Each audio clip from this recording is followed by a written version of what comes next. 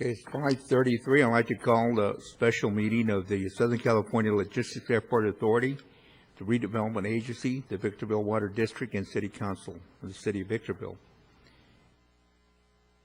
First order of business is public comment. Is there anyone in the audience that would like to address the council under the public comment items? None. We have two items that we're discussing tonight, and we have one that might last a bit longer, and so we're going to reverse the items. So the first item will be item number 2, actually, which is the discussion on the stimulus bill.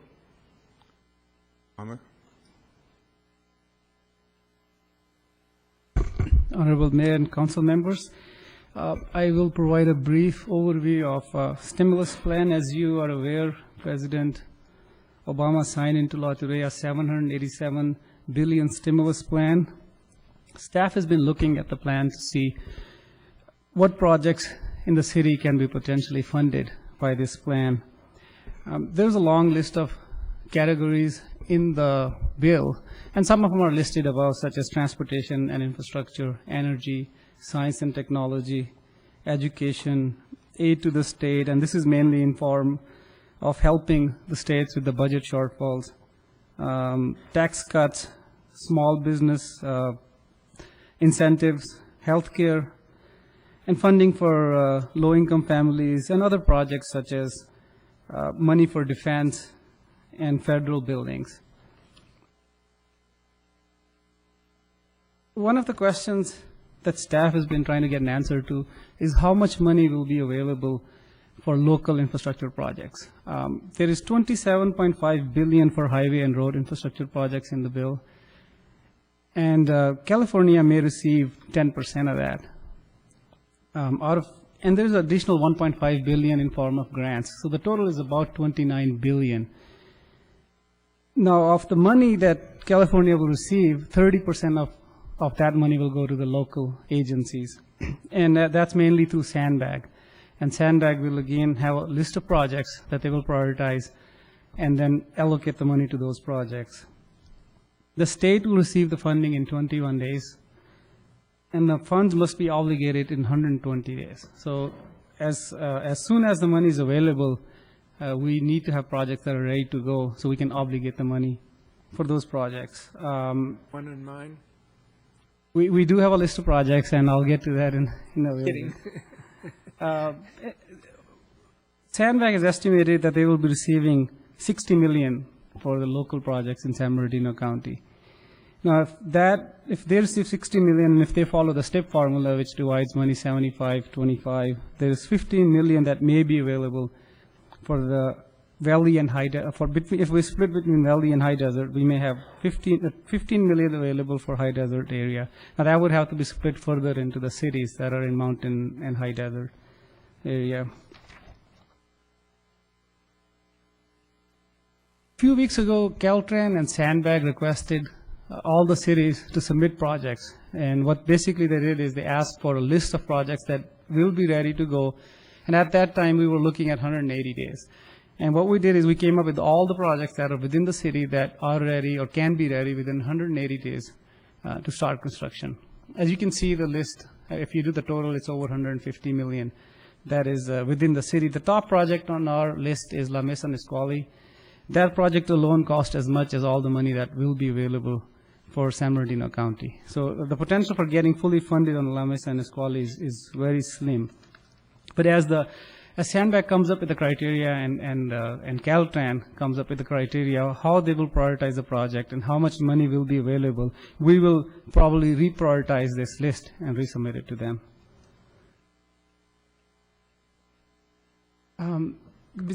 Besides infrastructure projects, staff is also looking at other projects and programs that can be funded through this bill.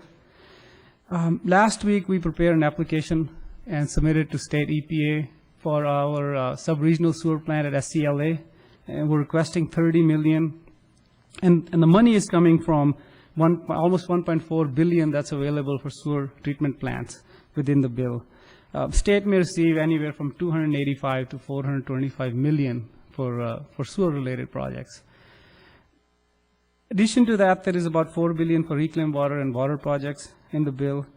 We don't have a list of projects now, but we will be looking at the projects that are within the city that may be eligible for this category. There is money available for energy projects such as solar energy projects. There is about $2 billion for CDBG money, and we think we may be able to apply for U-turn or after-school programs through that funding source. There is also money available for police equipment and operation, and there's about $2 billion that we can apply for and receive funding. There's money available for airport projects. There's funding available for parks projects. There's also money for transit and shelter equipment. We have itemized the total dollar amount available in the last column, but some of those, there's a long list of what projects may or may not qualify for that funding. So we will be working with the state agencies to find out which projects will qualify and which projects within the city we can submit under those categories. Some other money, funding that is available is also money for youth employment for this summer, also for senior employment, and we will be looking at that too. Another thing in here is money for NSP. It's the money that we received from last bailout. City received a little over $5 billion for neighborhood stabilization program, and economic development is preparing a plan to utilize the money. There is additional $2 billion in this bill for that project.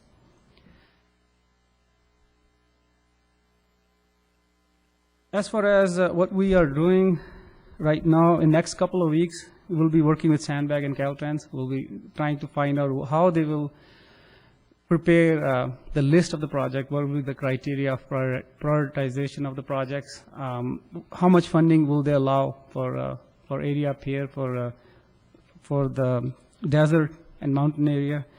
And according to that, we will submit the projects and see if we can get some of the funding allocated to our city. The other thing we'll be working on is we'll be talking to state agencies that'll be overseeing the other funds that are not transportation, and trying to get on the priority list of the projects in next couple of weeks. We will coordinate with the city staff, all the other city departments, to see if there is other project. As money becomes available, we'll be notifying them and letting them know that there is a potential for funding, so all the other departments can apply for funds as well. We plan to update City Council on a regular basis. As information becomes available, we probably will be sending memos out. City manager will provide information to the city manager so he can share it with you. We will also be presenting items in the next few council meetings, if need be, action items, if there is a requirement for action by the council to apply for some of these projects. This concludes my report. I'll be happy to answer any questions. Any questions? Could you go back to the slide that showed the Mesa and then Bear Valley Road bridge over? What is that project? I've not seen that on any list before. Bear Valley Road Bridge project over BNSF Railway. Mm-hmm. I'll defer that to city engineer. It's one of the projects that was put on the list by the engineering department.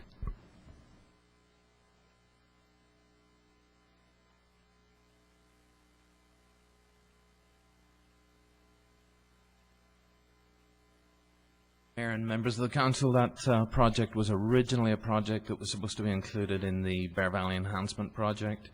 If you remember, the town of Appa Valley, City of Hesperia and City of Victorville collectively got federal funding to completely reconstruct Bear Valley Road, about 5.5 miles worth of it. That was located within it, but because of environmental issues that were brought up by Caltrans, it jeopardized the Tri-City project. We pulled that out, but essentially the plans are done. They need to be upgraded because of a change of standards. The environmental has been cleared on it, and we would be ready to go with it if we could get some of this funding. Well, I guess the public policy question I would have is that unless there is a widening of Bear Valley Road from the river east and west, what value is there in widening the bridge? Right now, there are substandard lanes on the bridge, and there's only sufficient room for a very short left-turn pocket into Ridgecrest. So the widening of the bridge is not going to go, it's not going to add through lanes, but it's going to add long dual left lanes to make the Ridgecrest intersection work more efficiently. Well, if you're coming east, I mean, if you're coming west across the river, across the bridge, approaching the entrances into either Victor Valley College or a little bit further west to Ridgecrest, Right. why would there, you're talking about lanes, additional lanes to the right for stacking, or It would be the eastbound to northbound turning movement at Ridgecrest. Right now, the traffic builds up in the left-turn pocket and stacks in the number 1 through lane, and it's actually something that we're very uncomfortable with. By widening the bridge, it allows that left-turn pocket to be extended and, in fact, doubled, so that the stacking can be accommodated and still leave 3 through lanes unimpeded. well, we don't have to do it now. I would like to see the map. I have a hard time visualizing when you're traveling east to west, how in widening of the bridge facilitates right-hand movements into the college or into Ridgecrest. I'm not saying it doesn't happen, but I just have a hard time visualizing. Yeah, it's a left-turn movement. Left turn to where? The left-turn movement from Bear Valley north onto Ridgecrest. East, from west to east, East to north. then on movement. Bear Valley Road, and then toward east to go north from Bear Valley to Ridgecrest. That's right. The left-turn pocket stacks up. Talking about the left turn pocket coming out of Ridgecrest? It's on Bear Valley Road going Going into west. Ridgecrest. Going west on Bear Valley. No, it's going east. Bridge Eastbound. across the railroad track is what we're talking about. Correct. That was my question. If you're coming, and maybe I'm confused, but if you're coming from east to west, and you're going to make a movement onto Ridgecrest, you're going to turn right. Go No, north. it's an eastbound movement. You're heading into Apple Valley. That's not my question, Sean. Huh. If you're going east to west, you're traveling Bear Valley Road east to west, and you're going to turn onto Ridgecrest. You don't turn left, you drive into the high-grade material plant. You're going to turn right to go onto Ridgecrest. And I'm having a hard time visualizing All right, then left-hand turning pockets. It's west to east. You're going eastbound. You're coming from the I-15 going east towards Apple Valley. You cross over the bridge, over the railroad tracks, and then you enter a left-turn pocket to turn left and go north on Ridgecrest. I think in this instance, a map would be There preferred. it is. Sure. There it is, right there.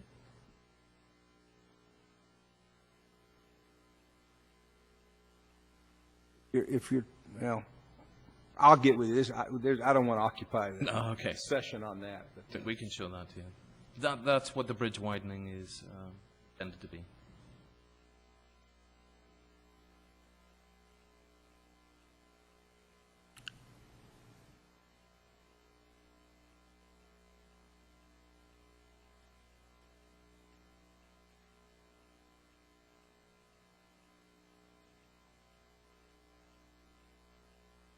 Any other question?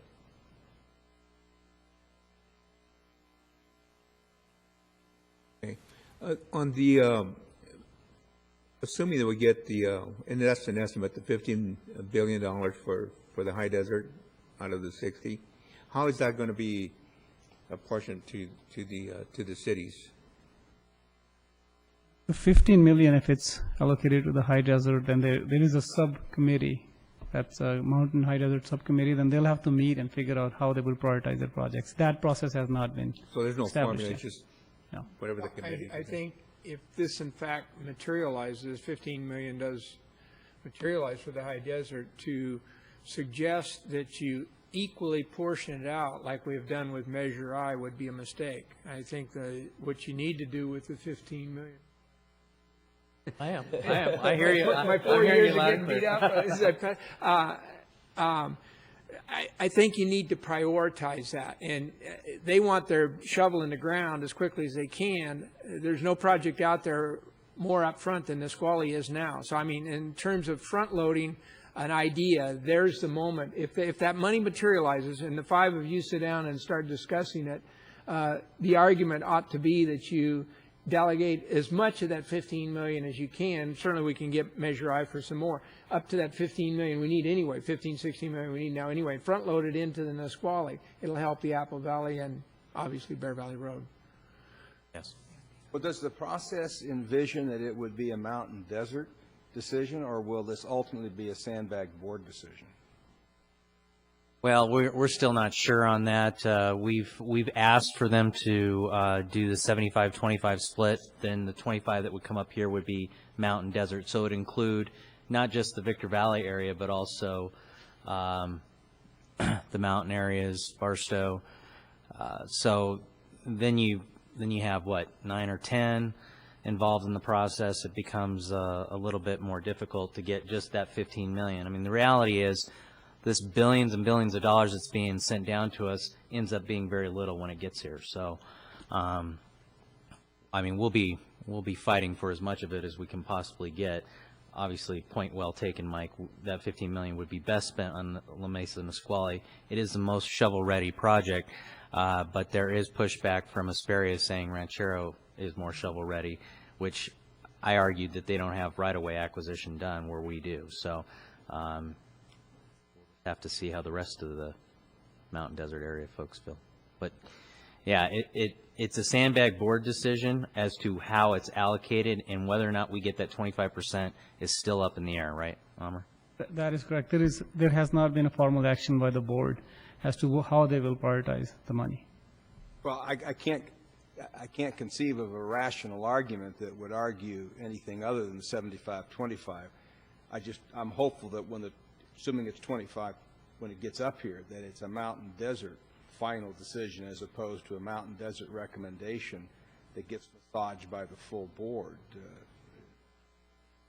Curious to know what that mechanism is supposed to be. Well, we'll definitely update you as we hear more. At this point, that has not taken place yet. I don't know if they're going to call a special meeting or what they're going to do now that the bill's actually been signed. They have the project list. The project list does have to go before the board. At that time, I know that we'll have opportunities to address how the money's spent in each of our jurisdictions. Yeah, it's still, at this point, still up in the air. We have no clear direction on it. Half of our project, if it's shovel-ready within the 45 days or the 60 days. Right. Thank you.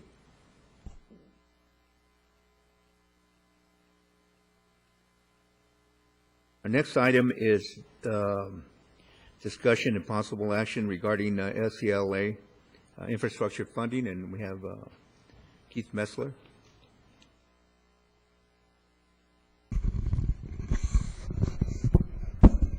Mr. Mayor and members of the council, thank you for allowing me to speak before you this evening. I'm actually excited to be speaking to you about the item that you have before you.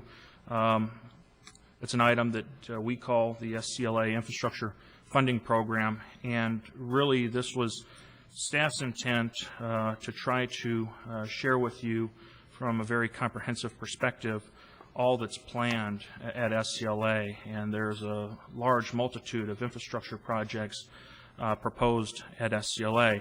And we thought, given where we're at today, given the actions that have been undertaken by the council previously, we thought it'd be appropriate to share with you the level of diligence that has gone into the various projects that we're ready to start construction on. I couldn't start out without recognizing the assistance that I had in putting this together. Because I drew the short straw, I got to speak to you, and I got to prepare that package that I hand-delivered over the weekend. But the content of the report couldn't have been done if we didn't have the help of your city engineer, Sean McGlade. He was very helpful from the technical design perspective. Amr Jaker was very helpful from the technical O&M perspective.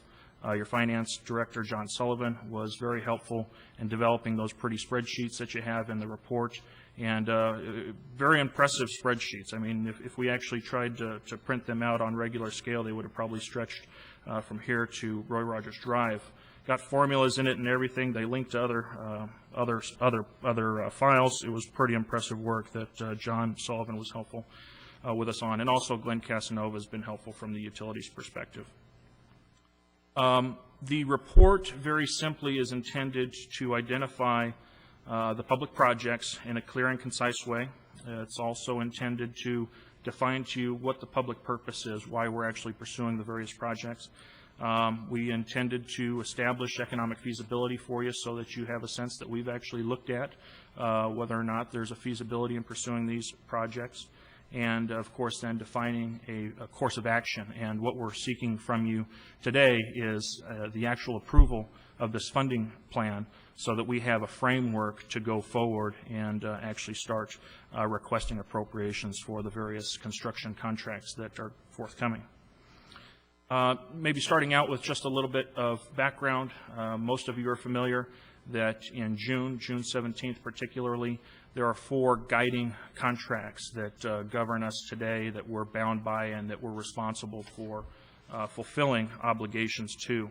And that started when the council, acting as the RDA board, approved an owner participation agreement with the Dr. Pepper Snapple Group, whereas as part of that agreement, the basic purpose was to provide infrastructure assistance and other incentives in exchange for them locating a very large manufacturing and distribution warehouse at SCLA. With that, we had companion agreements, of course. Probably the most controlling outside of the OPA was a wastewater capacity agreement that we entered into also with Dr. Pepper, where we agreed to accept high-strength industrial waste from them in exchange for a fee, which that fee is turned into a large component that allows our larger financing to actually pencil. And there are 2 other contracts that we've been working with and exercising on. A design contract that's actually principally been used to design the actual sewer plant itself. The sewer plant that we're going to be speaking to is about 85% complete in the design. And then also a construction management contract with the Benham companies that we've been working closely with. They've been helping us finalize bid specs, go out to bid on various elements of the construction, and as of today, we're at or below the engineer's bid estimate. So right now, the pricing for the construction projects are actually coming in very favorably. The report that you have characterizes the projects in 3 manners. The first project is the SCLA West Side Infrastructure Improvement Project, and good gosh, that's hard to see, and so is that over there. But very generally, the SCLA West Side Infrastructure Improvement Project along the west side. Does this have a laser? Really what this is intended to do is describe the projects that are directly the result of the Dr. Pepper project. Dr. Pepper is about to close.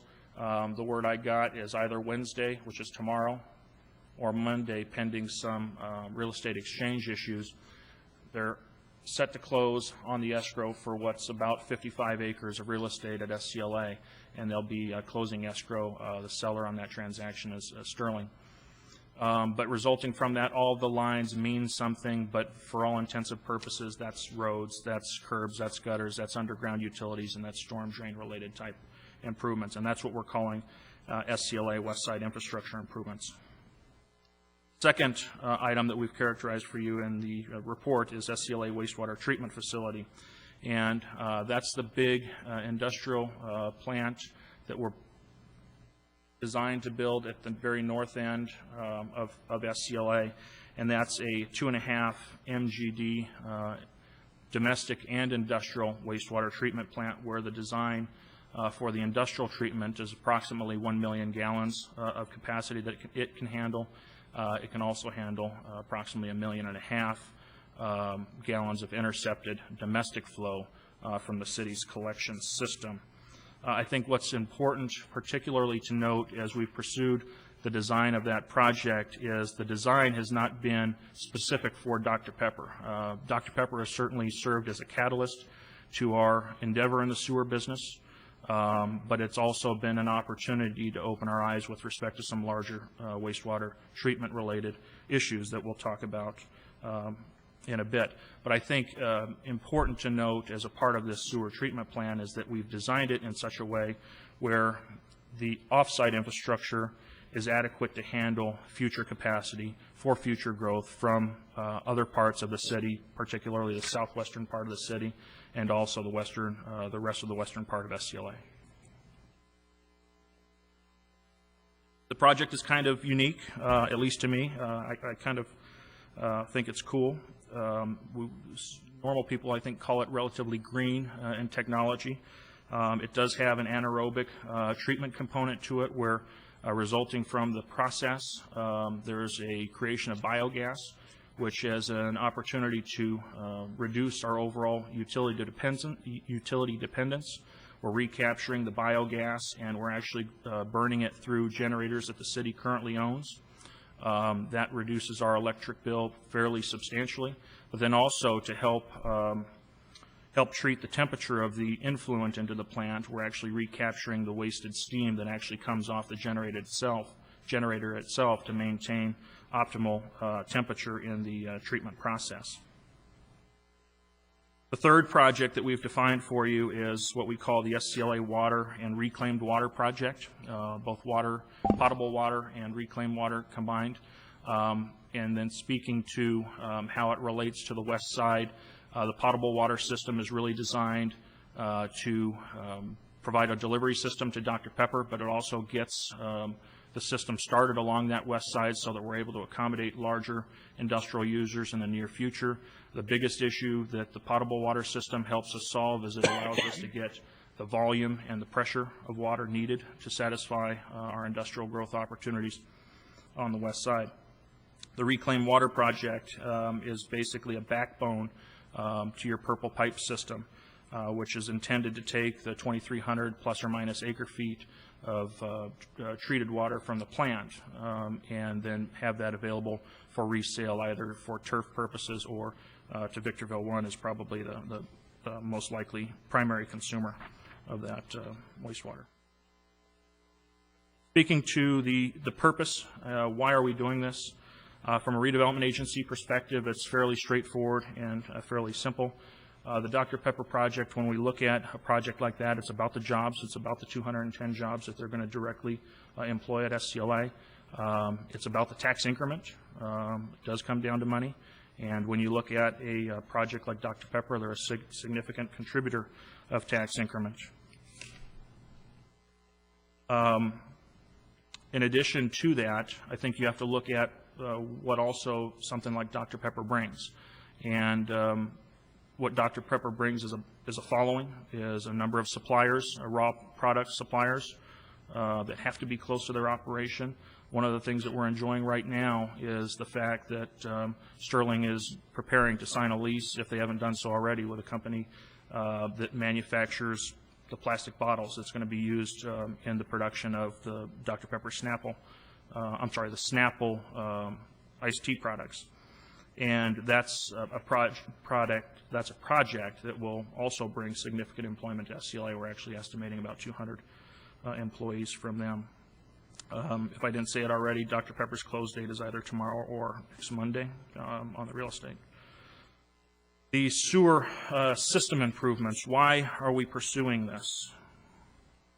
One thing that I did for you is I put together a chart, and one of the things that has opened our eyes to this sewer plant being something more than just a plant for the Dr. Pepper company, but instead to be available on a much larger scale to serve the residents of this community, I think is what you're looking at in this chart. And there's two lines there, and I put them there to try to clear up any potential confusion, but the blue line is the blue line that was actually in the report that you reviewed, and that was based on my knowledge of what was proposed in the form of VVWA rates forthcoming. after this report was put together, I was made aware that the BVWA prepared a financing plan for their go-forward operations, and it turned out that their rates now are projected to be even higher than what was identified in the blue. So what's identified in the red is suggesting that BVWA is currently pursuing a rate increase from $11.90 today to $24, and then you'll see subsequent rate increases thereafter. In addition to that, in the small corner, you'll see an interest in their pursuing a raise or a rise in their connection fees, almost doubling the capital connection fees. Why this is important is, from my perspective, you as a council have very little involvement in that approval process. And very simply put, we have traditionally just passed that rate increase along to your constituents. And we all know our constituents have very little appreciation for these kinds of rate increases. So from our perspective, we saw our ability to build a plant and treat domestic effluent as an opportunity to treat it at a more cost-effective rate, and maybe in theory be able to balance out the rate structure so that you're not continuously beholden to the exact rate increases that the BVWA passes on to you. The additional purpose is, of course, that just in general, building the sewer plant, both the plant itself and its off-site related improvements, does increase capacity, overall treatment capacity to the city of Victorville. It does increase capacity to the collection system that you currently have, and there's an undergoing study right now that's actually identifying where we're reaching capacities and at certain lines throughout our collection system, and this allows us to help alleviate those problems. It allows us to accommodate additional industrial users. Why this is important from an economic development perspective is I can count on 4 occasions now in my history here with the city that on 4 occasions we've lost out on 4 large manufacturing operations, 2 beverage, one was a salad dressing user, and another was a burrito guy. Food, I think, is a niche industry that we can capitalize on, and by having a plant designed the way we've currently got it designed in such a way that it can be expanded just by adding modules, I think is definitely a complement to your economic development goals. And then finally, why are we doing this with respect to water and reclaimed water? I think the simplest way to characterize why we're making the water and reclaimed water improvements is that it provides needed capacity. It reduces our dependence on aqueduct water. I think that's fairly important, and it really starts setting in motion a backbone system for your larger reclaimed water plans. When we looked at the economic feasibility, all of those 3 projects combined that I just mentioned to you is what is the $67 million price tag. The sewer plant alone is not $67 million.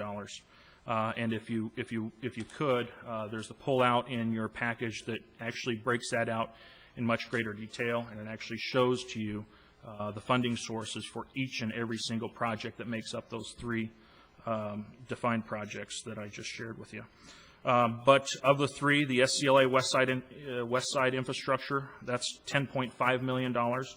The way we've got it planned and the way we looked at the investment from that perspective is what can we fund from a redevelopment agency tax increment perspective. This is where we looked at what tax increment that Dr. Pepper is going to bring. Dr. Pepper committed to an assessed valuation of $100 million for their plant. Right now, the estimates that I've seen as to where their real costs are, they're probably in the $115 to $120 million cost range, which is actually good for us because that means more tax increment for us.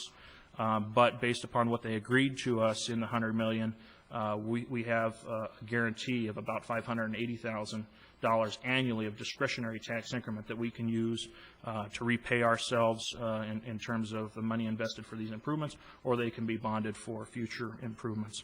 We also identified a number of restricted funds to balance out that $10.5 million equation.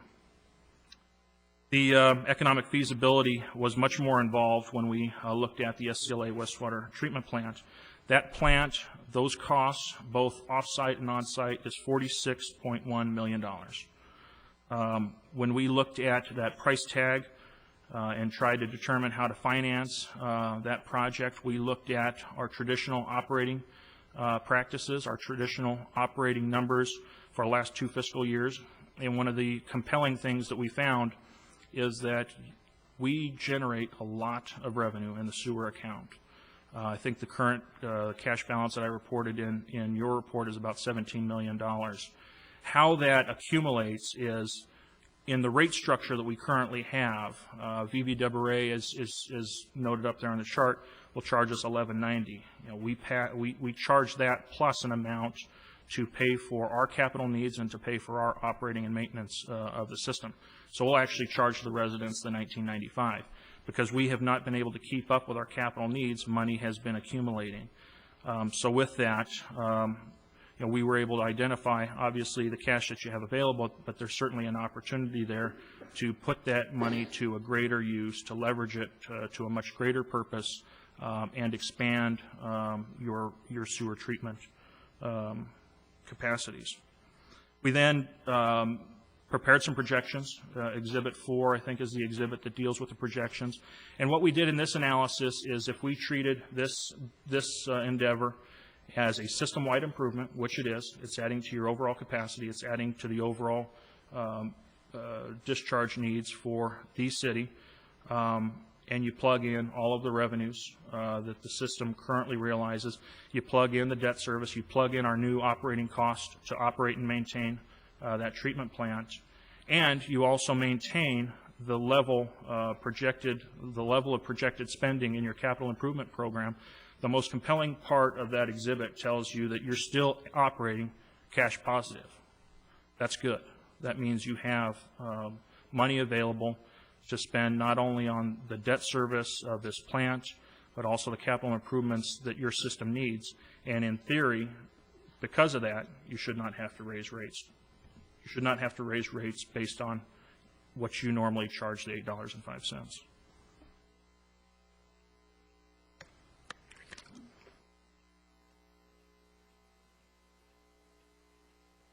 The final feasibility analysis we pursued, and it's probably the easiest, was the SCLA water and wastewater improvements. Those improvements in total are $11.27 million. And that's being funded. We've identified funding sources to include primarily connection fees. They use a lot of grants. We've been very fortunate as a city to use grants. We're actually in a position where if we don't use these grants and spend them, we could lose these grants. So we've actually got projects included in the water and wastewater project that can put those grants to good use. I should add, particularly though, in the differential between what connection fees and grants can't pay for. The water utility is actually being used to cash flow. I'll be clear about that. They're being used to cash flow improvements until it can recover the cost of those improvements through connection fees, which it would charge to users such as VV1 and VV2.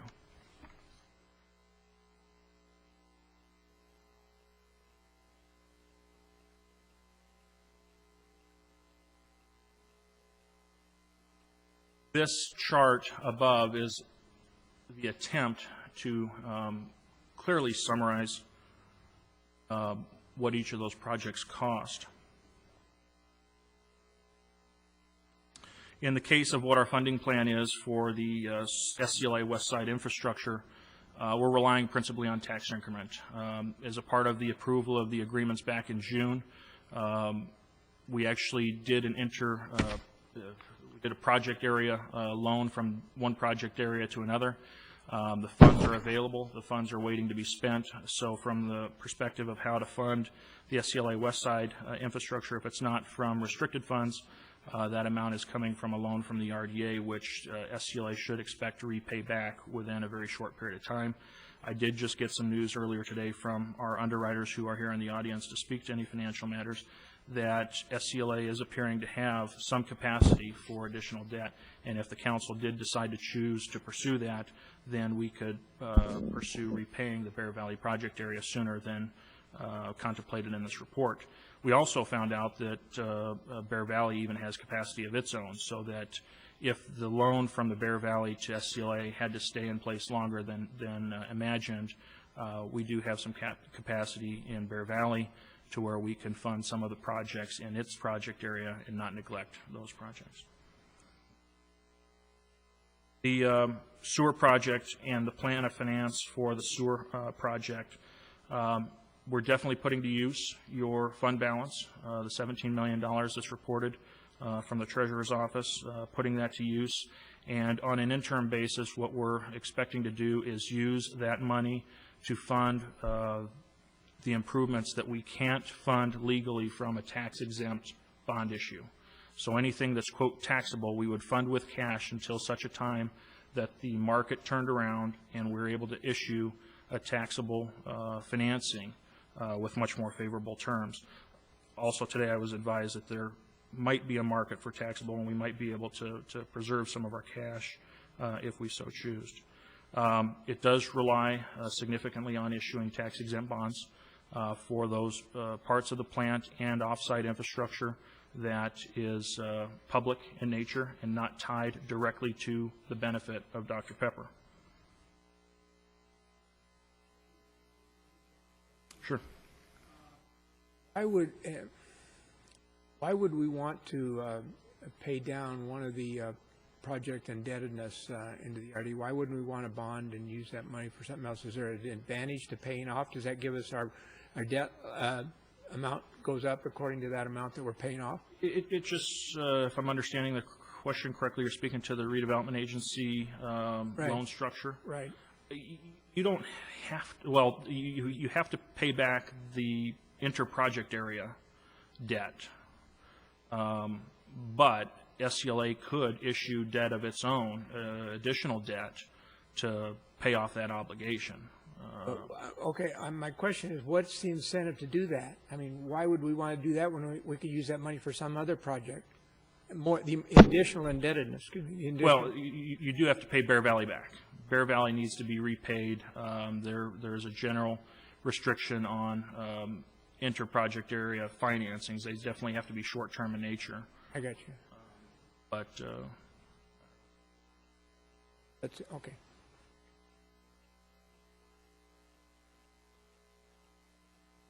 the tax-exempt bonds, I think, just closing out on that note, would leverage your revenues, the property taxes, the reclaimed water revenues that you currently receive to operate your sewer enterprise.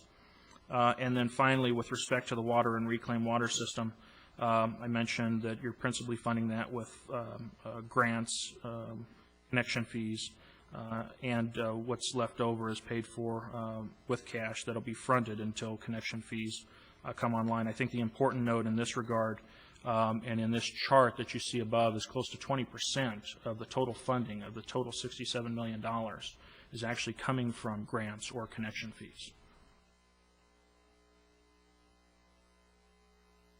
So if I were to conclude, what staff is asking you to do tonight is to approve this funding plan.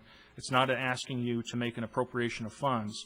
That will come at a later date. But what we're asking you to do is approve this funding plan so that serves as our Bible. So this serves as our guidance so that when we go forward, maybe at the next council meeting, and we're requesting an appropriation of funds for a construction contract related item, we're asking that you use this funding plan as the guidance to authorize the eventual approval of those construction items in the future. And I think it's appropriate that you should be able to rely on this document when being asked to approve additional appropriations for projects that are related to any of these three just mentioned, to ensure that those appropriations are in line with what was originally envisioned. I think with that, unless there's any other questions or comments, I do have some technical assistance in the audience beyond the department heads Bill Folds is our construction manager from the Benham Companies, definitely available to answer any technical related questions to the status of the actual plant construction. Also, Jeff Kinsel and Janice Williams are here as well to address any of the financing related. I just have one question, Keith. You mentioned about taking a loan from the sewer restricted funds, and that you said there was quite a bit in there, and that will be paid back since it is a restricted fund. Right. The sewer funds that get used, let me see if I can answer your question. Well, first of all, the sewer funds are going to be used, the available cash will be used to pay for, quote, improvements that are in your capital improvement plan. And to the extent those funds are used to pay for, quote, the public part of the sewer plant or the off-site related improvements, that will not be repaid back. That'll be your contribution to the capital improvement program. However, for funds that are used for not public, which is the Dr. Pepper side of the plant or the Dr. Pepper side of the infrastructure, that's what I spoke to in the report, to where all of the connection fees that are derived from future growth should be replenishing directly the capital account. The way we've got this structured is we're keeping Dr. Pepper totally separate. We've got a imaginary boundary between the two, and we're making sure that Dr. Pepper is paying its fair share and only its fair share. It's not dipping over in the public, and the public's not dipping over into the private. Keith, I have a question on the $1.9 million that they pay annually. Yes. For the removal of their product. Is that based on gallons or just figure that? It was formula driven, but to simplify the answer, really what it did is it looked at what its capital share of the plant was. The total plant, just inside the property lines, is about $30 million of that $46 million number. Of that $30 million, about 50% of that can be directly attributed to the Dr. Pepper side. So we took the capital cost associated with that 50%, let's just call it $15 million for simplicity, took that number and then added what their share of the operating and maintenance costs would be. Their share, we determined the O&M cost is about 40% of the total treatment costs at the plant. So adding those two numbers is how we arrived at their fair share. The one nice thing about that is that is a guaranteed payment. That is a contractually obligated payment for 20 years. So it's an easier contract to use to help leverage a better financing when needed. I think also, in speaking maybe back to the public policy with respect to being able to attract industrial users, future industrial users, the biggest challenge that we have had and the reason why we've lost out on many of those industrial users is when they come to Victorville and they pull the ordinance that BVWA has that establishes their rate structure. I think in comparison purposes, we can say Dr. Pepper was approximately $15 million for their capital. But when we look at and we use their formula, BVWA's formula, to derive what the connection cost would be if Dr. Pepper instead hooked to them, you're looking at a $38 or $39 million. So a dramatic difference. And I'm not so sure it's a fault of their own. It's just that their intended purpose is a lot different than what our intended purpose is with the design of the plant that we have today. Well, what you have here is you have not only the facility that would treat the first part of the product that comes out of these plants, and there may be future plants involved, but it is an infrastructure that provides not only for the future of SDLA, but for the west side when building gets back in gear again. It is fair to say that this is a larger public project. There is a private component to it, but this is serving a larger public need as well. Any question? Any questions? I would just say that I think this is probably a textbook case of how an RDA ought to work, how it fulfills the redevelopment agency laws in this state, taking the tax increment money, leveraging it, facilities that not only create immediate jobs, but develop a backbone structure for enticing other business and industry to locate more jobs. And that has always been the purpose, the stated public policy purpose of the development agency. So I think, I've sat through a lot of these types of presentations before. This is probably taking one of the most complex analyses, both in terms of volume and uniqueness of the discharge, matching it with the revenue analysis and the cost analysis, presenting in a way that brings about as much clarity to a fuzzy subject like this is as I've seen. I just want to say, having watched you make these presentations all these many years, and remember just a clerk behind the counter at the golf course, and listening to you make this presentation today, Keith, you've come a long way. This was a great presentation. Thank you. Absolutely. Thank you. Appreciate that. Yeah, I would echo that. I get a call on Saturday, and Keith says, "Are you at home?" And I said, "Yeah." And he said, "I'm coming by. I'm going to give you a packet." And, when he dropped this off, it was just small talk. But then I actually had the chance to read through it. And I've never seen something done so well, so in-depth, explaining the issues so well. It was my understanding that we were going to have Logan Olds here tonight to present whatever options VVWRA had on the table. I have some 6 pages from them that outline those options, but they don't go anywhere into the detail that you and the rest of city staff went into. And I just think it makes it very clear on how this can be funded and why we'd be even looking to do it. I had some tremendous concerns with the numbers because all I was hearing was numbers, but the documentation you provided here, in essence, as you stated, somewhat like a Bible for us to govern by and appropriate funds by, makes it, I think, very easy on this council to look at this decision and go forward with it. Without this document, I don't think I would feel as comfortable, and so I thank you and the rest of the staff for spending the countless hours that you did in putting this together.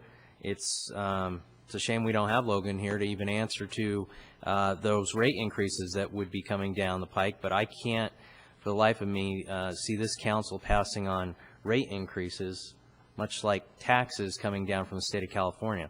That just makes absolutely no sense. We have no control of our own destiny. This gives us somewhat of a control of that destiny. My only question to you in looking forward on this is how do you get the rest of the capacity citywide to go to our plant? So, not for answer tonight. Thank you. I told Keith outside before we came in, I thanked him for such a wonderful packet. I, too, he called and asked if I was home, ran up as in his sweats, and I said, "What are you doing? It's Valentine's Day. Get home." He says, "Well, I'm going home to cook right after I go get chocolate-covered strawberries." And I asked him out there just now, "Did you cook?" He goes, "Yep." "Did you get the strawberries?" "Yep." So you all did a wonderful job on this packet, and I thank you very much. It really was very interesting and very clear, and I appreciate it. Thank you again. Thank you. Well, I think you set the bar, Keith, for this. If every project that we Like work this. is like this, it would make it much easier for us to make a decision. And so, thank you. I know you came on Saturday and delivered those on your own, so thank you and the staff, our Public Works Director, our City Engineer, and our Water Director. I know that we're all involved, and John Solomon, so thank you, all of you for a fine report. Outstanding. Thank you. Thank you. And I guess the The recommended action here would be to approve the infrastructure funding plan for SCLA. I would entertain a motion. Also move.